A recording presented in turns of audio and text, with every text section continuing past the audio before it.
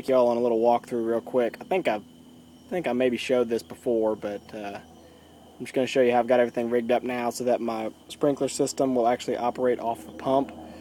Now again, this is all crude, put together the way it is right now, and I apologize for always having to be out here after dark, but it's about the only chance I get now that my daughter's asleep and my wife's in watching television, so I'm able to run out here and play around for a couple minutes. But anyway, so the way I've got it set up is I've got my rain barrel over here on the ground, and it catches rainwater coming in off this gutter right here in the front, and then you can see the gutter further back there in the distance.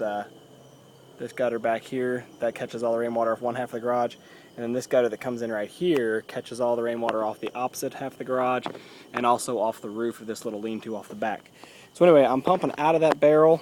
I've got my other two barrels up here, but I like to reserve those for gravity flow so I can fill buckets and stuff. So as long as I'm pumping water, I might as well pump it from the ground level tank. So anyway, you can see the pipes coming out right there, and you can see where the garden hose is hooked on right here. There's a little black filter. It's I think a 100 mesh screen, just to try to make sure nothing too big can get out of there, because this gutter catches all the runoff, so it's got all sorts of leaves and pine needles and debris in there. So little screen filter on there. And I remember when I think it's 100 mesh, and I figured that out so that the micron sizes on the sprinkler heads I use, if anything that can get through this filter should go through these sprinkler heads. But anyway, the hose runs over through, it's a twisted mess, but the hose comes in to right here, suction side of my pump, and then of course I've got the high pressure side of the pump coming out, and it winds its way all the way around, and it ties in right there. You can see it coming up, yeah, right there, it ties in right there, and of course that goes into my main manifold and my valves. The beauty of the system now is I'm going to kick it on and run it manual. So when I tell it manual on, this thing has a master valve option in it, and the master valve option can be wired up to work with a pump relay, and that's the way I have it hooked up. So my pump is actually plugged in here inside this weatherproof box, which needs to be closed. My pump is plugged in there, and I've got a split receptacle, so one receptacle always has power, and that's what feeds the sprinkler timer.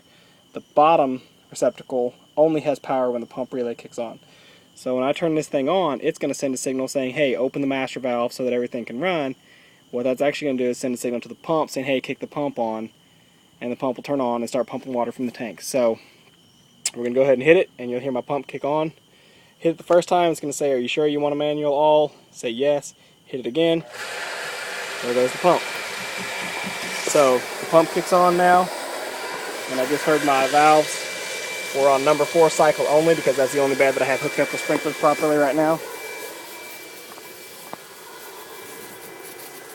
Yeah, sorry, I thought I heard one of the other beds running, but it wasn't. Now we're going to go around and check. And I don't know if you guys can see the sprinkler head in there. There it is. And you can see the water spraying out of it. And I'm getting wet being in this close. So the bed is watering now. I've got it set to run for 30 minutes. I've tested it before. 30 minutes on this bed will not drain that barrel. That's the only concern with a system like this, of course, is you don't want to accidentally run out of water and be sitting here running your pump dry. Now this particular pump, it's aluminum on that housing, or something lightweight on that housing, and then the impeller inside is plastic, so I'm not really worried about a cast iron pump getting hot and breaking. I mean, the motor would just sit there and run, but it's air cooled anyway, so worst case I guess I would just melt down the inside plastic impeller and I would just have to give them the impeller. But I really like this pump. It's really easy to take apart and work with. But anyway, whew, man, something stinks. I don't know what it is, if it's compost bins or what, but I can't stand here and talk any longer. So yeah, I'm going to let it run for 30 minutes, but like I said, I just want to show this to you guys.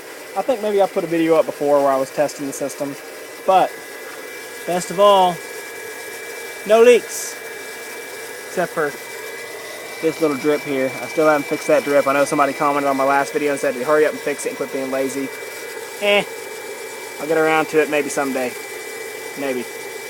Anyway, I'm going to let her run here. We got 29 more minutes to go. So I'm going to go in the house, sit down for a while, come back out and check it. Looks like right now I'm looking at the tank level. Water level looks good. Everything looks good. So we're going to let it go.